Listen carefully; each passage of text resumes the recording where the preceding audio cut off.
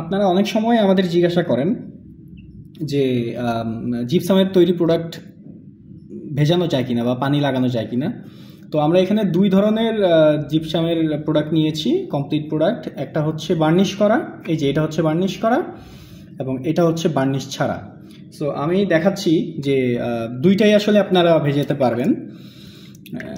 এটা হচ্ছে বার্নিশ সহ যেটা, সেটা আমরা ভিজাচ্ছি, এবং হচ্ছে যেটা হচ্ছে এটা কোনো পানি বা কিছু শুষে নিচ্ছে না, যেহেতু এটার উপরে একটা বার্নিশের প্রলেপ আছে।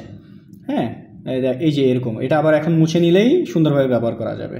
সো এটা খুবই অসাধারণ হয়েছে। সো বার্নিশ করলে আপনারা এভাবে সুন্দর একটা ওয়াটারপ্রুফ একটা প্রোডাক্ট পাবেন আর কি।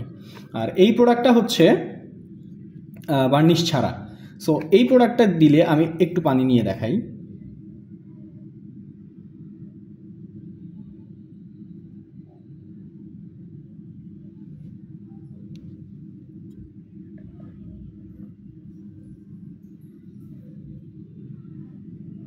সো দেখেন পানিটা কিন্তু শুকিয়ে গেছে, এই যে এখানে একটু পানিও নাই, এই যে একটু পানিও নাই।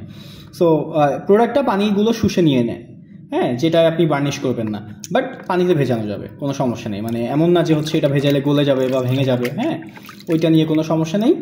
সো আপনারা চাইলেই ভেজাতে পারেন, বাট ইয়েতে ভেজালে ভালো, বার্নিশ করে হচ্ছে আপনি ভেজালে ভালো, এটা কোনোভাবেই পানি শোষণ করে নিবে না। আজকে এতটুকুই, থ্যাংক ইউ সো মাচ।